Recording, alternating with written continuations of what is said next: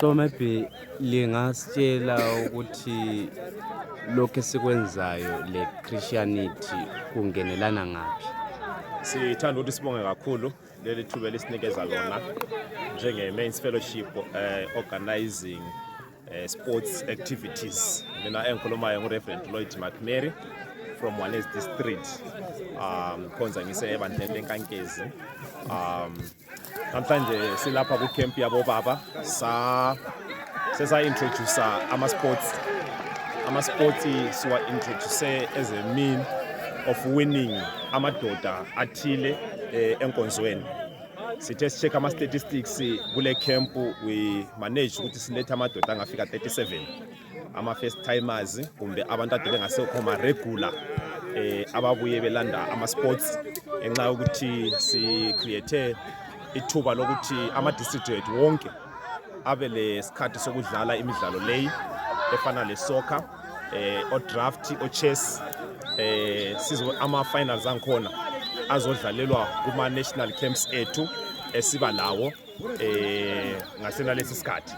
Okwenzakalayo ukuthi sisuka lapha sisazo introduce a mini league yama district ethu sikhulumisana lamabandla as well. Sizadlala up to next year this time lapho sizabe khona lama team angu4 again esizodlala ifinal enjengayena leyi. Injongo yethu wasengikhulumile kuyikuwina amadoda. Sesinanzelele ukuthi amadoda kulezinto asithandayo. Enye yangikhona ukuphuma phandle senza ama braai. Eyinye emqoka kakhulu yena leyi efana le sports efana le soccer. So sithe introduce i-sports ukwenzela ukuthi sikwazi ukubamba wonke amadoda esilawe ebandleni abathanda ezemidlalo abathanda eze draft eze chess whatsoever. Konke lokho imidlalo esesithe si-introduce enhlelweni zamadoda. Sithanda ukuthi sibonge kakhulu ngethuba lena leli lisinikeze lona njalo le support elisinikeza yona njengamadoda ebandla leBrother in Christ Church eZimbabwe. Okay, so siyabonga. Maybe lingasitshela ngama prizes that are in place for the winners from maybe number 1, number 2, number 3 ukuthi kume njani. Number 1 wethu namhlanje njengoba sikhona lapha sikhangele sikuma final awethu between iMchabezi leGwera. Ezaba number 1 lapha iyathola umhlomela we1000 we$2000 US dollar. Then number 2 wethu uyathola 1000 US dollar. Number 3 osedlalile already okwenzakele ukuthi kube i-district yam which is Wanezi iyathola 500 US dollar.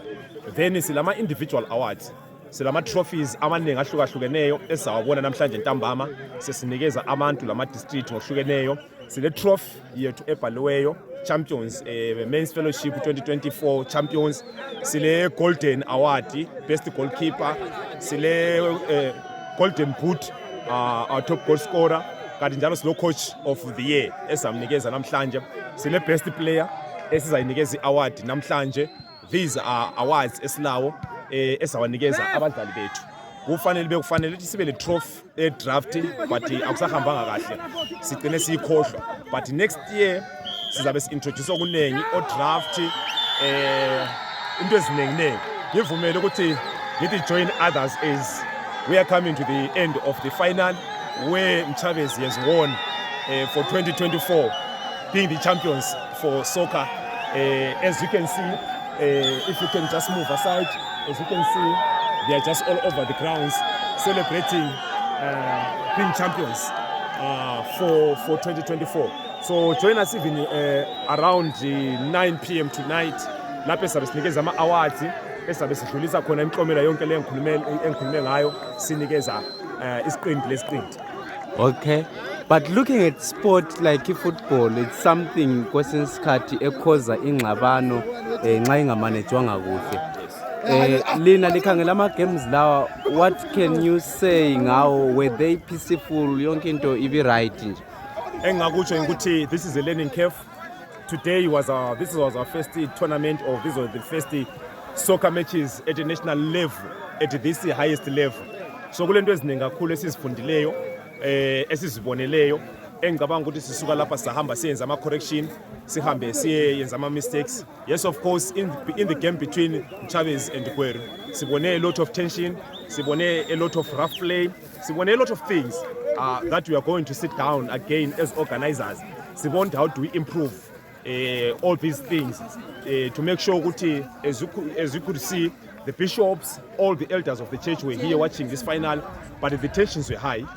Maybe this is the first time, so kulezinto eziningi kakhulu that we are going to improve esizibonileyo. Umsindo yebo siubonile lapha nalaphayana, but we want to thank ama-district officials amanajileyo ukuthi ati calm down lapha nalaphayana, our match commissioners that were led by Pastor Maqhawe Mhlanga akwazi ukuthi angene akwazi ukusincedisa lapha nalaphayana lapho kade ngani kuba lemsindo khona sakwazi ukulungisisa sibonga ukuthi finally ifikile ekugcineni.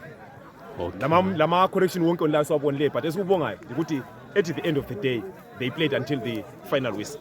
Okay. Thank you so much. Thank you so much. Selingapho ngokukhuluma like lakhuluma nge-mini league. Yes.